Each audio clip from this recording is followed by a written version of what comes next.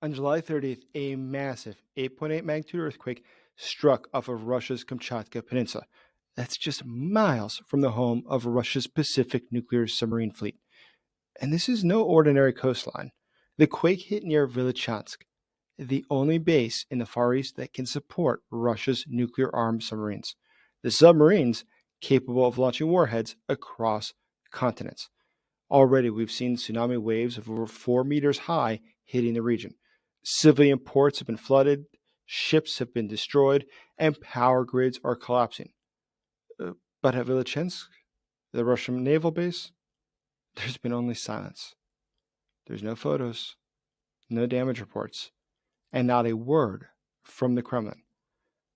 And that silence could signal that something more serious is occurring than what Moscow is willing to talk about. So what's really happening right now with Russia's nuclear fleet in the Far East?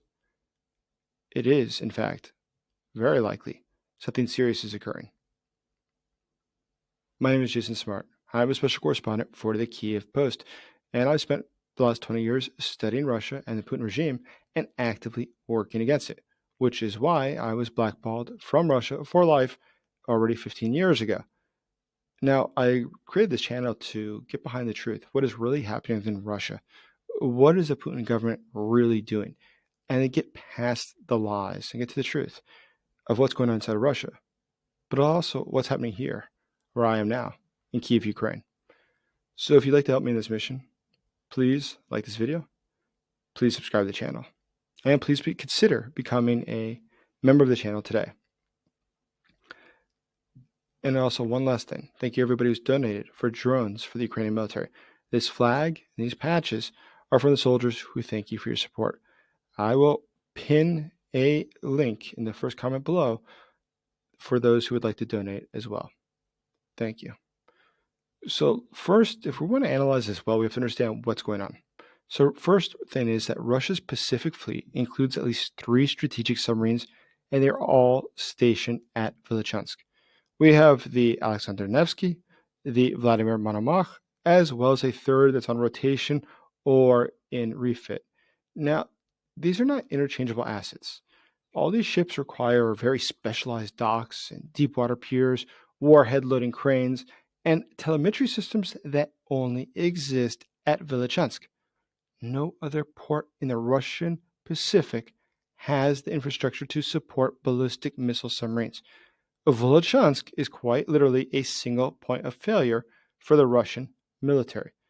So if this base was damaged by the earthquake or by the tsunami, the fleet may be physically unable to launch from the ports or to physically return to the ports, which thereby means that they cannot reload.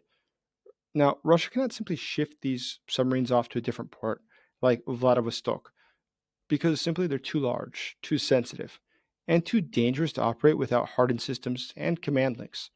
So if the docks are damaged or the sonar tracking arrays are offline, the submarines become stranded or they're just silenced.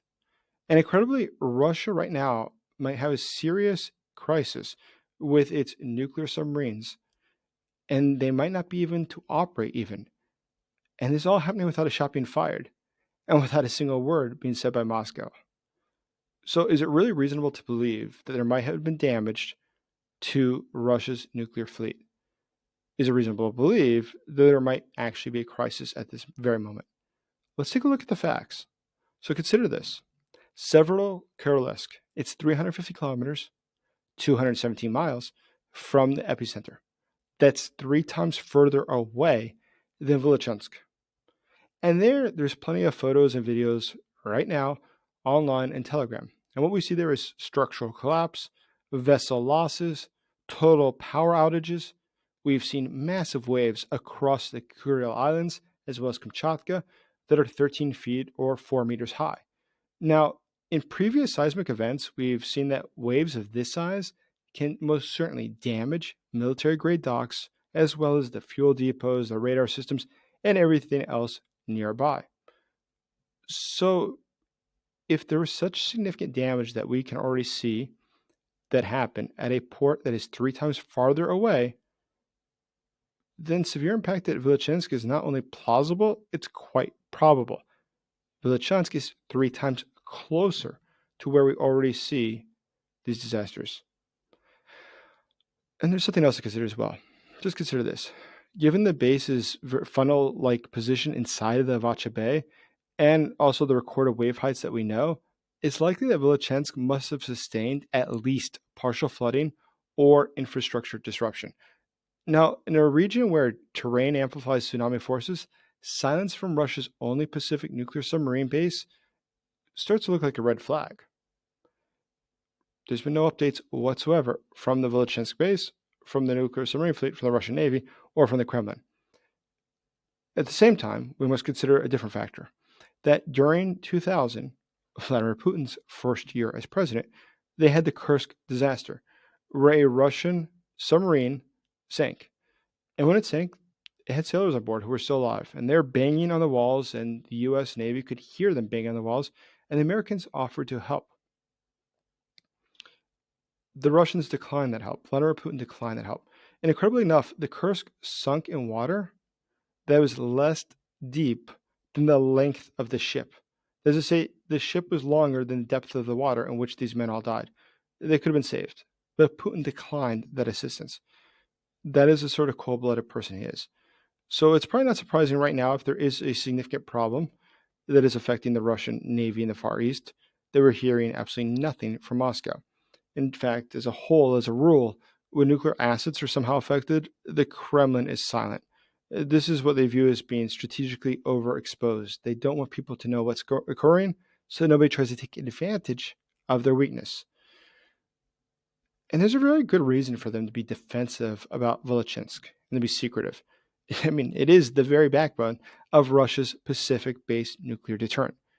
It contains everything that one would need. It has the missile loading systems, the communication relays, the tracking stations, the launch infrastructure.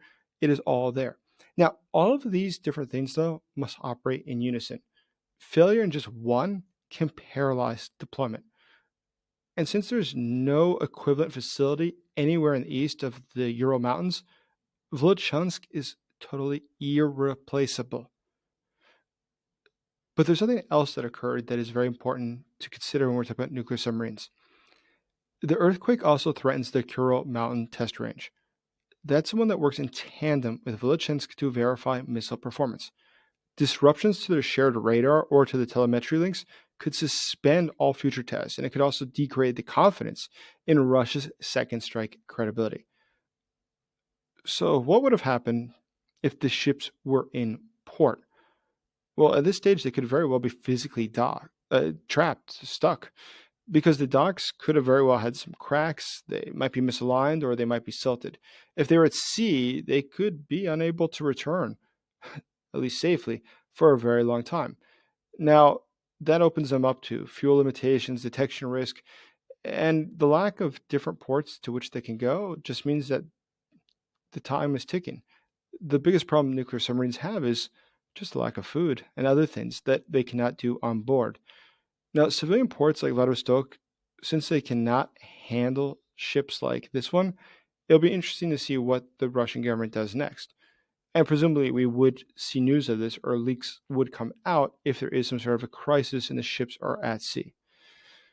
Now, what's interesting about this, though, is it's quite literally just, as they say in the insurance industry, an act of God.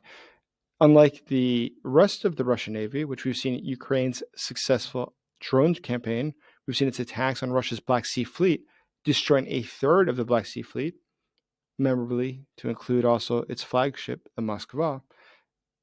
We see now something else going on. We see that Russia's entire fleet in the Pacific has now got serious problems.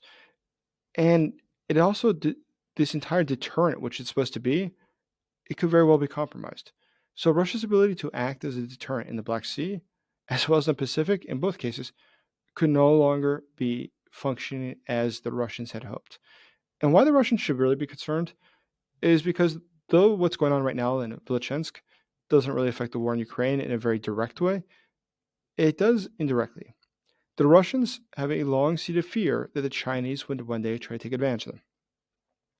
The Chinese almost certainly will one day try to take advantage of them. In fact, Dr. Sarah Payne, an eminent scholar of naval history, and professor at the U.S. Naval War College, talks about this quite a bit in her research. And one thing that she says is it's not a question as to one day if the Chinese will take advantage of the Russians. It's a question of when the Chinese will act. And she said the Chinese will eventually act when the Russians are at their weakest point. When they have absolutely no way out of the situation, then the Chinese will act. So what does that mean in the grand scheme? What does that mean is going to happen next? What can we expect? Well, the Chinese are probably going to be scoping this out. They're going to be testing Russia's control over the northern sea routes, looking at its posture in Central Asia, doing everything else in the region and what to do to take advantage of a sort of crisis in the east. NATO could also very well pick up its surveillance in the Arctic and the Pacific waters to capitalize on Russia's simply degraded maritime awareness. There's a lot of different options for Russia's enemies to take advantage of the situation. And what's incredible about this is that the Russians got themselves in this situation. It's absolutely incredible that they only have one port. No other nuclear power relies on a single port for regional submarine operations. Just consider the Pacific. The Americans have Hawaii, they have Guam, there's plenty of options. The Russians don't. So Russia's centralized structure, Soviet legacy, is leaving it once again brittle and exposed. So going ahead, what I think we can expect to see is this. There will be more tsunamis and more that occurs, but at this point, the effect will be the same. Nothing will change because ultimately, Russia has been sustained damage from this. Because in nuclear doctrine, credibility doesn't require confirmed destruction. It only begins to erode the moment that readiness is put into doubt. So, at this point, is there a reasonable belief that Russia's readiness could have been harmed? Most certainly the case. So, Russia's silence leaves open the possibility that its most critical naval asset is crippled. That perception of power is fundamental, and that perception is now cracking. So just consider this. The Black Sea Fleet was shattered by Ukrainian drones. The Pacific Fleet may have been shaken by a seismic force. But for a regime that's totally dependent on projection, the loss of both reveals just only one thing. And it reveals the exact same thing about the Putin regime as a whole. It reveals vulnerability. Thank you for watching. Please like this video. Please subscribe to the channel. And as always, thank you for supporting Ukraine.